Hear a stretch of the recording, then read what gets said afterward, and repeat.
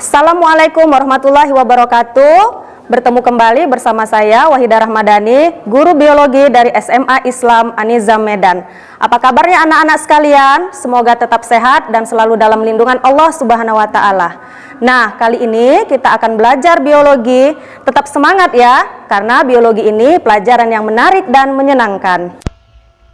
Klasifikasi makhluk hidup.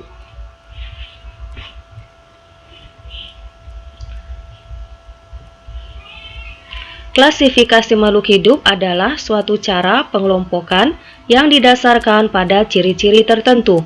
Ilmu yang mempelajari klasifikasi disebut taksonomi. Para ilmuwan yang berperan dalam klasifikasi antara lain, yang pertama ada Aristoteles. Selanjutnya John Ray, Carolus Linnaeus, Charles Darwin,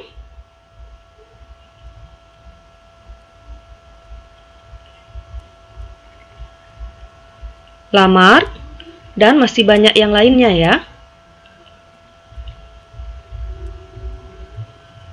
Tujuan dari klasifikasi adalah 1. Mempelajari keanekaragaman hayati. 2. Mengelompokkan makhluk hidup berdasarkan ciri-cirinya. 3. Membedakan satu makhluk hidup dengan makhluk hidup lainnya. 4. Mengetahui hubungan kekerabatan. Dan yang terakhir, memberi nama makhluk hidup.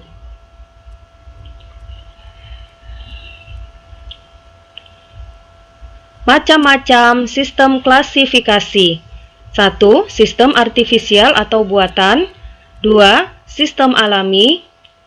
3. Sistem filogenik. Sistem artifisial adalah klasifikasi yang menggunakan satu atau dua ciri yang mudah diamati yang ada pada makhluk hidup. Misalnya, klasifikasi hewan dapat menggunakan dasar habitat atau tempat hidup.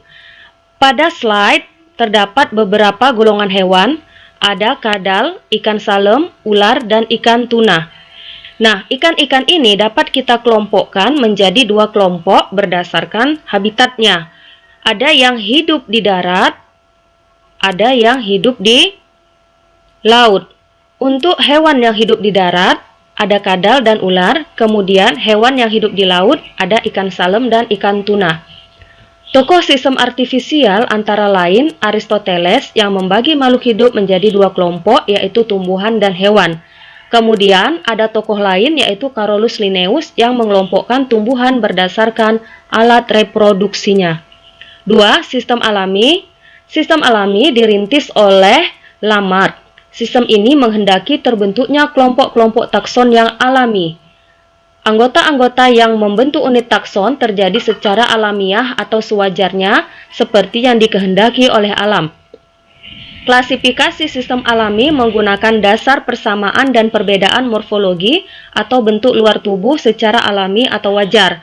Contoh, hewan berkaki 2, berkaki 4, tidak berkaki, hewan bersayap, hewan bersirip, hewan berbulu, bersisik, dan berambut. Sementara itu, pada tumbuhan ada kelompok tumbuhan yang berkeping biji 1 dan tumbuhan berkeping biji 2. Ada juga tumbuhan yang berupa pohon, perdu, semak, terna, dan memanjat.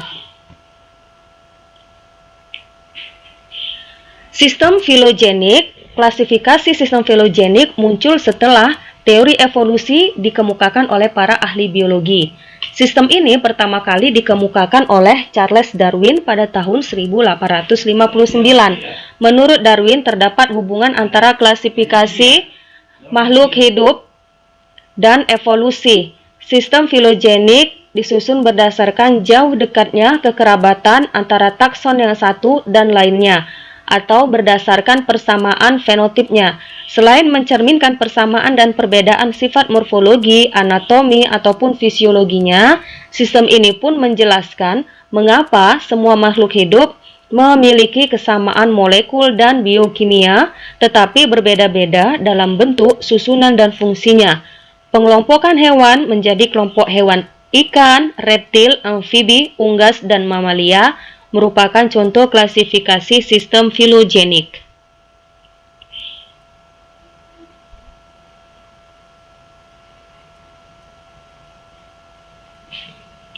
Selanjutnya, kita bahas tentang tahap-tahap klasifikasi atau proses klasifikasi makhluk hidup.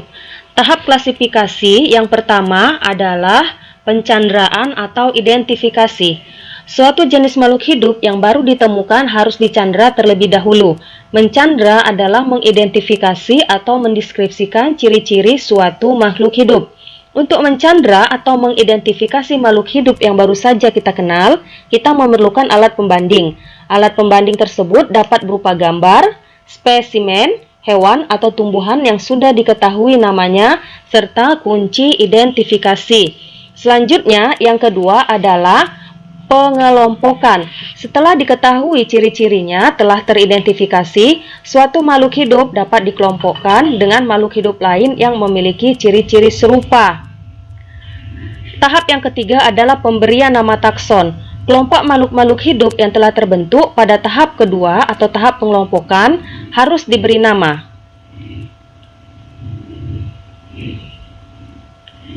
Selanjutnya, kita bahas tentang urutan takson dari yang tertinggi sampai yang terendah. Yang pertama ada domain, kingdom, phylum, class, ordo, familia, genus, dan spesies. Semakin ke bawah persamaan ciri-ciri, maka semakin banyak persamaan ciri-cirinya. Semakin ke atas taksonnya, maka semakin banyak anggotanya. Pemberian nama takson. Syarat binomial nomenklatur. Metode binomial nomenklatur atau tata nama ganda merupakan metode yang sangat penting. Di sini ada beberapa syaratnya ya. Yang pertama, nama spesies terdiri dari dua kata. Huruf pertama adalah genus, huruf kedua adalah spesies. Kata pertama diawali huruf besar, kata kedua diawali huruf kecil. Nama spesies menggunakan bahasa Latin dan dilatinkan, dapat ditulis dengan huruf normal, italik, atau cetak tebal, bisa juga. Nah, tadi kalian sudah mendengar pembahasan tentang syarat-syarat binomial nomenklatur. Sekarang kita bahas lebih lanjut tentang syarat binomial nomenklatur. Yang pertama, ditulis dalam bahasa Latin dan dilatinkan. Ini ada beberapa contoh ya, Ibu berikan. Yang pertama ada Panthera tigris. Ini bahasa Latin untuk harimau Asia. Kemudian ada Fasciola hepatica untuk cacing hati, Mangifera indica, bahasa Latinnya mangga, Allium sativum, bahasa Latin bawang putih, dan masih banyak lagi bahasa-bahasa Latin untuk nama-nama makhluk hidup yang ada di bumi ini. Untuk syarat yang kedua, ini harus terdiri dari dua kata. Misalnya, ini bisa kalian lihat ya, untuk akasia, ini ada yang pertama, akasia sp. Nah, SP ini menandakan spesies. Artinya bahwa tanaman akasia ini masih banyak lagi jenis-jenisnya. Kemudian yang kedua ada alang-alang, Imperata cylindrica. Ini juga terdiri dari dua kata ya. Terdiri dari dua kata di sini, Imperata cylindrica. Terdiri dari dua kata. Sampai di sini ada 20 nama Latin. Ini ada 20 contohnya ya, tapi nama-nama Latin masih banyak lagi. Ini semuanya terdiri dari dua kata. Bisa kalian lihat, semuanya terdiri dari dua kata. Bawang bombay, Allium cepa, yang terakhir ada dadap, Erythrina sp. Berarti masih banyak lagi jenis-jenis dari si dadap ini tadi ya. Selanjutnya, syarat yang ketiga, kata pertama diawali huruf besar dan kata kedua diawali huruf kecil. Di sini jelas ya, ada 3 contoh Ibu berikan. Yang pertama ada zimes. Zimes ini bahasa Latin untuk jagung. Nah, jagung ini kata pertama kalian lihat Z. Z ini diawali dengan huruf besar atau huruf kapital. Kemudian kata kedua maize, M-nya ini diawali dengan huruf kecil.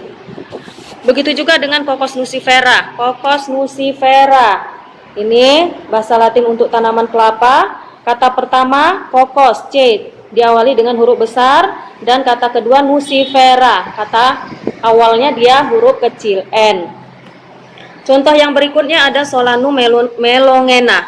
Untuk Solanum melongena, ini Solanum kata pertama diawali huruf besar S, dan melongena M ini diawali dengan huruf kecil M-nya. Jadi itu syarat yang ketiga ya.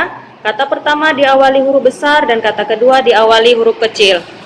Yang berikutnya dapat ditulis tegak, kemudian dicetak tebal, bisa juga miring atau digaris bawahi. Contoh yang pertama gnetum gnemon, ini bahasa Latin untuk melinjo.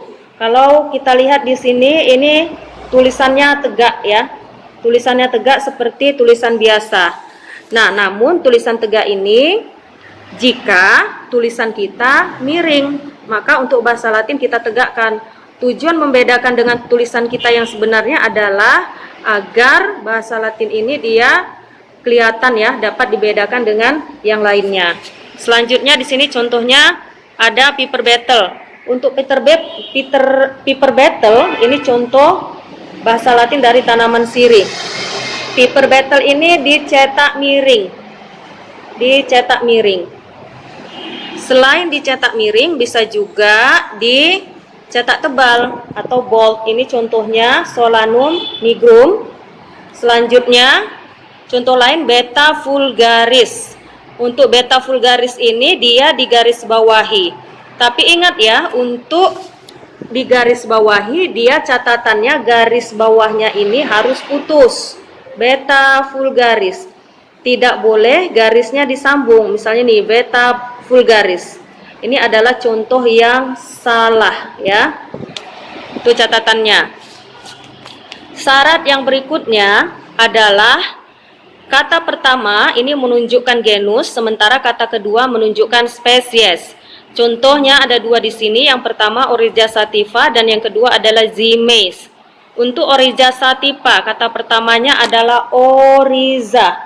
Jadi Oryza ini menunjukkan genus, sementara sativa menunjukkan spesies. Begitu juga dengan Zimais. Z ini menunjukkan genus karena Z berada di kata pertama, sementara kata keduanya mais ini menunjukkan spesies. Kita lanjut, syarat binomial nomenklatur berikutnya. Nah, apabila nama spesies tumbuhan terdiri lebih dari dua kata, maka kata yang kedua dan seterusnya harus disatukan atau ditulis dengan tanda penghubung.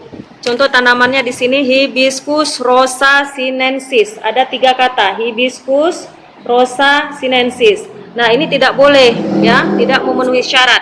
Jadi kata kedua dan ketiga atau kata kedua dan seterusnya ini harus disatukan. Hibiscus rosa sinensis. Ini contohnya ada di yang kedua. Di contoh yang kedua. Selanjutnya hibis bisa juga dia dengan menggabungkan rosa sinensis, menggabungkan kata kedua dengan kata ketiga dengan tanda penghubung di sini. Jadi Hibiscus rosa sinensis, ada penghubung antara kata kedua dan ketiga. Kita lanjut. Ada kalanya inisial penemu juga disertakan. Ini contohnya ada Capsicum frustescens L. Nah, L ini merupakan nama penemu dari bahasa ilmiahnya, yaitu penemunya Carolus Linnaeus. Jadi untuk menghormati penemunya, maka nama penemunya, inisialnya ini bisa dibuat ikut sertakan dalam penulisan nama ilmiah. Contoh berikutnya adalah Pinus mercusi. Untuk Pinus mercusi, ini tanaman pinus ya. Tanaman pinus ini ditemukan dia bahasa Latinnya oleh namanya Mercus. Jadi untuk menghormati si Mercus ini sebagai penemu bahasa Latinnya pinus, maka dibuatlah di sini ditambahkan huruf double I ya, double I. Ini tujuannya untuk menghormati si Merkus yang telah menemukan bahasa Latinnya dari tanaman pinus.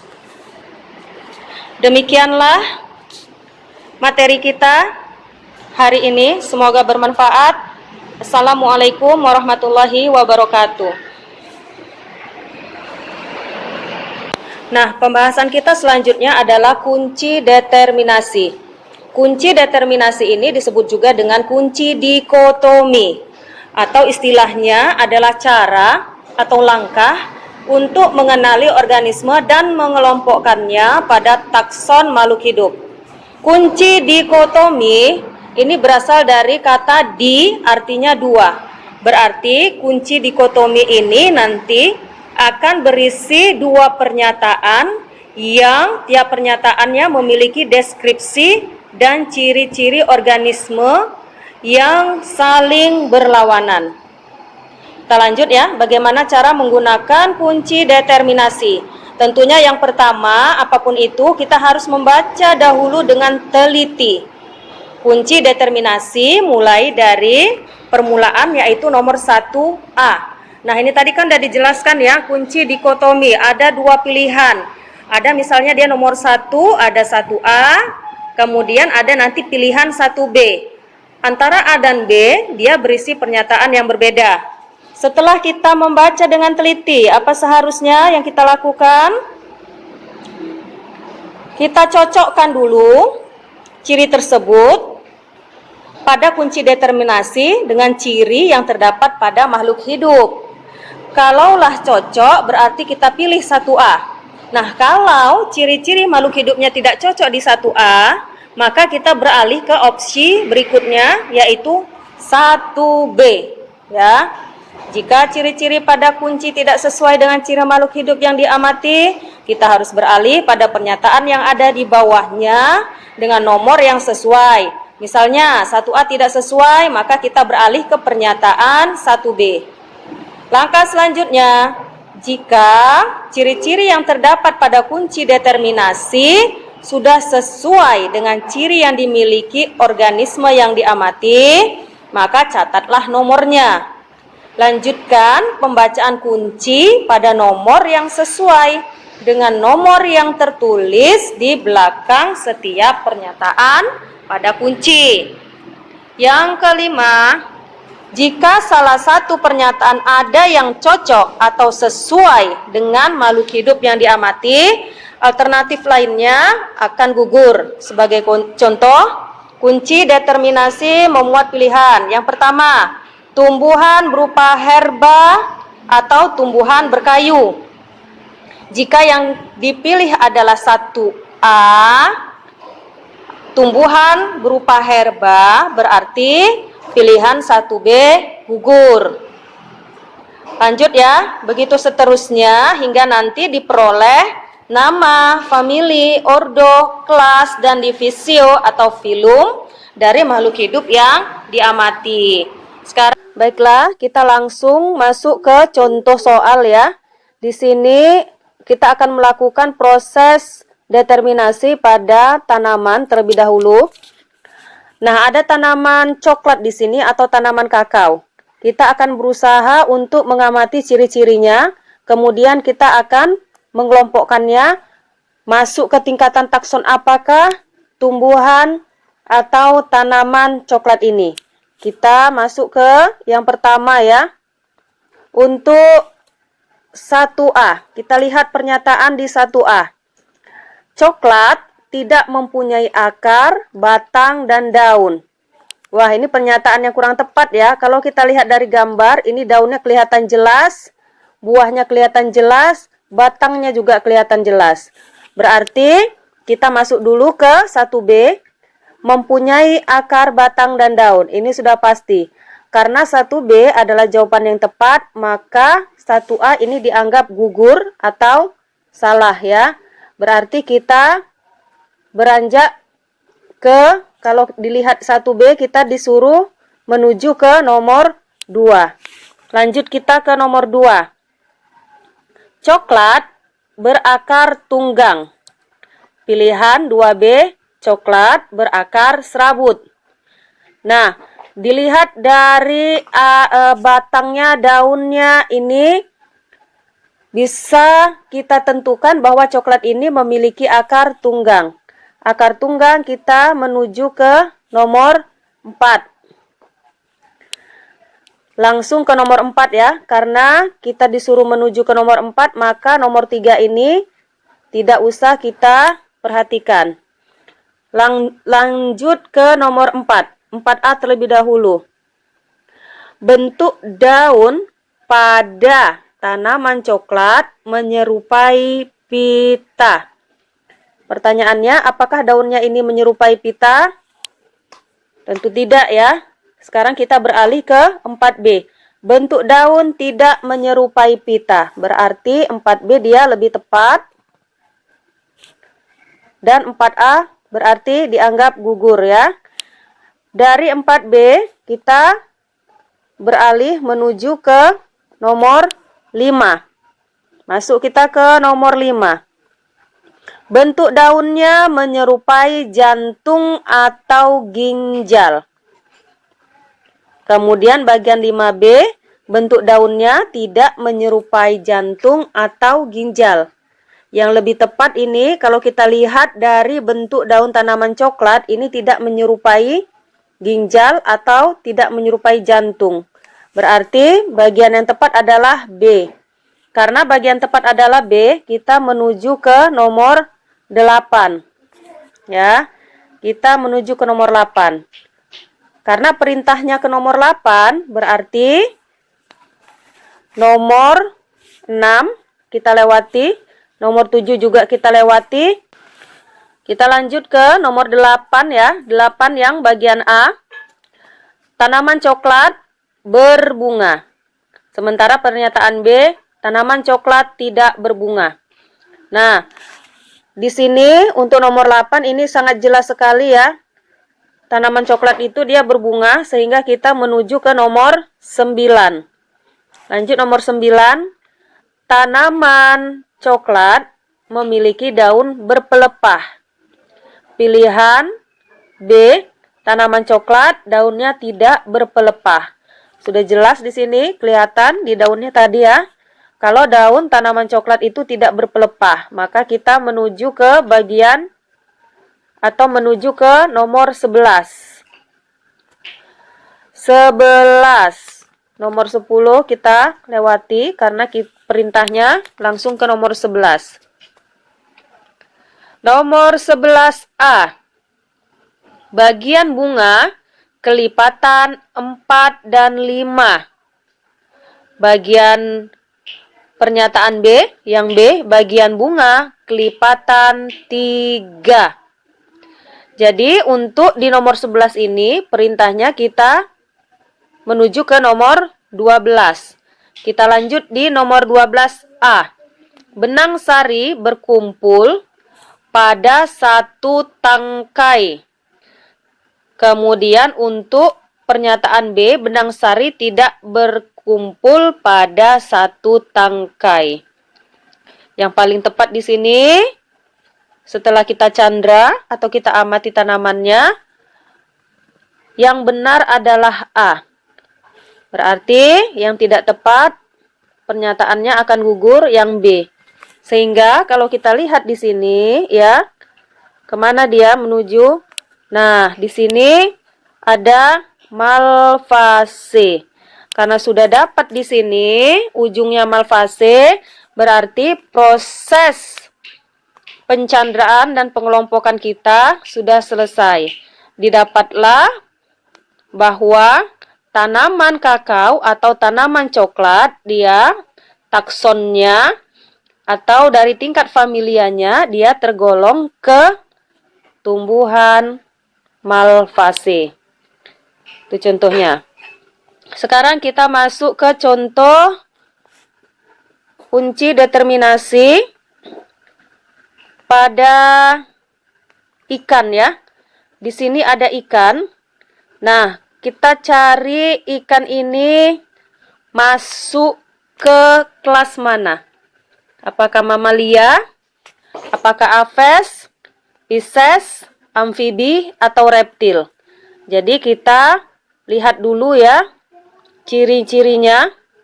Yang pertama, cirinya adalah 1A. Ikan merupakan organisme homoitem. Homoitem ini artinya adalah organisme berdarah panas atau suhu tubuhnya dipengaruhi oleh suhu lingkungan. Kemudian, pernyataan B, ikan tergolong poikilotem. Poikilotem ini kebalikan dari homoitem. Poikilotem adalah hewan atau organisme berdarah dingin. Artinya suhu tubuhnya dipengaruhi oleh suhu lingkungan. Untuk ikan, ini tergolong ke poikilotem. Karena dia tergolong poikilotem, maka pernyataan A ini dianggap gugur. Kita menuju ke nomor 6 ya. Kita menuju ke nomor 6. Karena perintahnya langsung ke nomor 6, maka untuk nomor 2 ini tidak kita lalui ya. Kita langsung lompat ke nomor 6. Coba kita lihat nomor 6. Ikan bernafas dengan paru-paru. Apakah benar ikan bernafas dengan paru-paru? Kita coba lihat ke pernyataan B. Ikan bernafas dengan insang. Nah, ini udah jelas sekali ya. Kalau ikan ini bernafas dengan insang. Berarti pernyataan A ini gugur. Pernyataan B yang benar. Kita lihat tanda titik-titik ke samping. Nah, ini sudah langsung dapat di sini ya. Pisces. Karena sudah langsung dapat di sini Pisces, berarti sudah selesai proses pengelompokan kita, sudah selesai proses determinasinya. Ya, ini akhir dari determinasi untuk ikan tersebut, bahwa ikan tergolong ke dalam kelas Pisces. Demikianlah pembelajaran kita hari ini. Sampai bertemu kembali di video pembelajaran berikutnya. Jangan lupa untuk like, comment, and share. SMA Islam An-Nizam, unggul, cerdas, Islami. Assalamualaikum warahmatullahi wabarakatuh.